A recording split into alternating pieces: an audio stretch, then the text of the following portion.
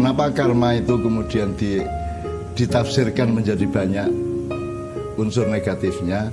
Mungkin karena memang kita semuanya lebih banyak berbuat buruk daripada berbuat baik gitu loh. Jadi kita itu punya naluri untuk sangat senang dan sangat peka terhadap keburukan yang menimpa kita. Dan kita sangat awam dan sangat bebal untuk menangkap kebaikan yang kita terima. Makanya rasa syukur dengan mengutuk itu jauh lebih banyak mengutuk daripada mensyukur, itu salah satunya.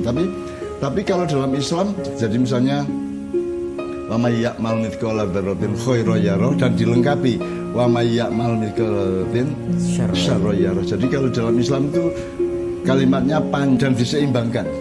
Jadi karma itu adalah siapa aja yang berbuat baik dia akan menemukan kebaikan sebagai balasannya, dan siapa aja berbuat buruk dia akan juga berjumpa dengan balasan atas keburukan itu.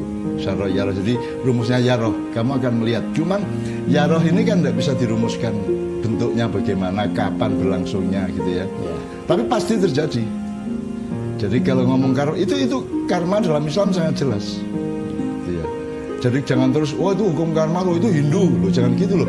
Karma kita lihat sebagai sebuah pemahaman, sebuah pengertian, sebuah rumus gitu ya, sebuah hukum gitu ya. Nah di dalam Al-Quran sangat banyak. Kan Allah menciptakan manusia dulu baru agama. Jadi itu semua yang dialami manusia. Ada agama atau tidak, manusia mengalami itu gitu. Karma itu tidak asosiatif terhadap Hindu atau Buddha. Karma itu adalah bagian dari sunnah, bagian dari apa yang dialami konten manusia. Asal Anda itu manusia, maka salah satu kontennya adalah karma. Meskipun nanti ada agama bermacam-macam menyebutnya berbeda-beda gitu ya. Kalau dari ayat tadi kan peristiwa atau fakta bahwa kamu akan menerima seperti yang kamu lakukan. Kalau kamu berbuat baik, kamu bahkan Allah menjadikan 700 kali lipat dan seterusnya itu ya. Meskipun jangan lantas diekonomikan, jangan lantas difinansialkan bahwa kalau kita bayar, Ustadz datang kita suruh bayar 1 juta terus kita akan dapat 700 juta. Jadi yang difirmankan Allah itu adalah esensi, bukan transaksi angka gitu ya. Meskipun Allah menyebut fi kulli sumbulatin mi'atu habbah, setiap setiap lembar itu ada 700 biji gitu ya. Ada 100 biji, jadi 7 kali 100 dari 700. Itu tetap bagian dari simbolisme, bukan transaksi angka. Jadi tidak lantas Helmi tak mintai duit 1 juta terus saya menjanjikan nanti kamu dapat 700 juta. Tidak bisa begitu karena 700 juta itu dari Allah. Nah bentuknya juga tidak harus berupa 700 juta. Bisa berupa berkah, kemurahan, kemudahan, kegembiraan, macam-macam. Terserah Allah. Karena subjeknya Allah. Yang kasih firman itu Allah, bukan saya. Karena ada yang gitu kan, peristiwa di mana orang ditariin duit dengan janji kamu tidak akan dapat balasan 7 lipat. Itu boleh dilakukan kalau yang melakukan itu Allah. Kalau bukan Allah, kalau hanya kamu atau saya atau kiai atau ustadz, ya itu berarti memanipulasi Allah. Yang mendegradasikan rohani janji itu menjadi jasmani transaksi kan gitu. Jadi menurut saya karma itu sunatullah. Dan andaikan Helmi jadi Tuhan, pasti bikinnya juga gitu. Bahwa kalau kamu berbuat baik akan dapat kebaikan, kalau kamu berbuat buruk akan dapat keburukan. Meskipun keburukannya itu apa bentuknya, itu kita tidak bisa menentukan gitu.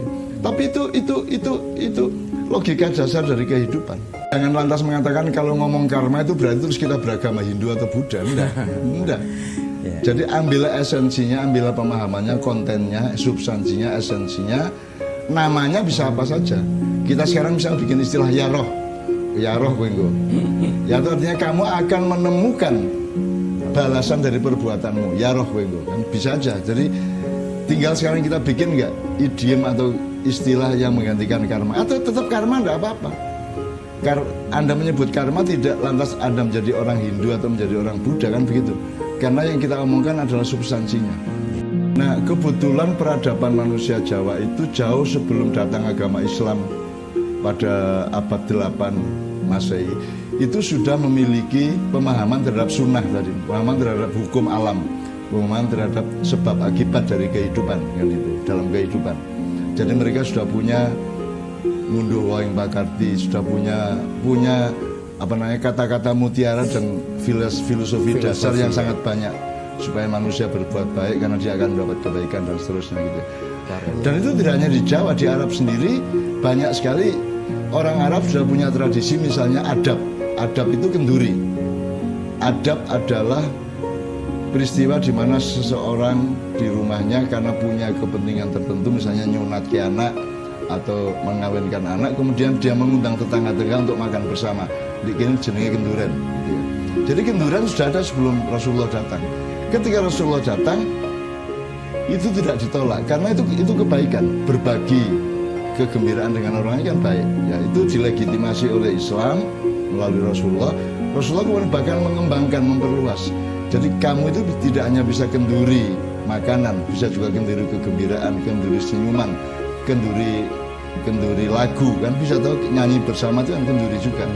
Nah maka maknya adalah kenduri, sebenarnya kenduri nilai, kenduri kebaikan, kenduri kebahagiaan maknya itu. Manusia itu kan punya kecenderungan yang sangat mendasar terhadap kebaikan. Maka dia sangat oversensitif terhadap keburukan. Akhirnya lama-lama karena dia lama-lama lebih peka terhadap yang buruk-buruk daripada yang baik-baik. Apa sebabnya? Karena manusia itu dan sebenarnya kebutuhan dasarnya itu kebaikan, kemaslahatan, kebahagiaan, kegembiraan.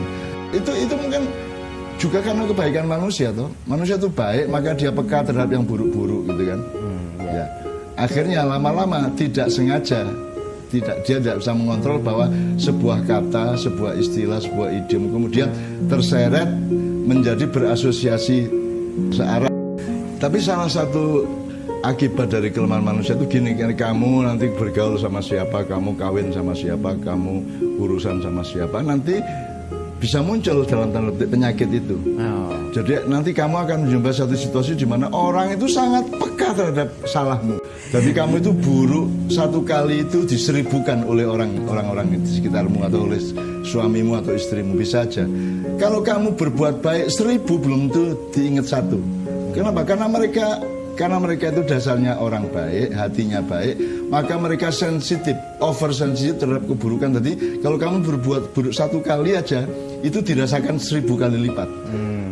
Sebaliknya kalau kamu berbuat baik sampai 1000 kali, mereka tidak merasakan. Satu kali pun tidak mungkin.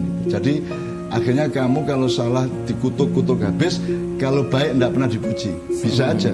Tapi itu kan hasil dari landasan bahwa manusia itu pada dasarnya baik dan siapnya itu baik aja gitu loh. Tapi kemudian di dalam manajemen dan mekanismenya terjadi cacat seperti itu.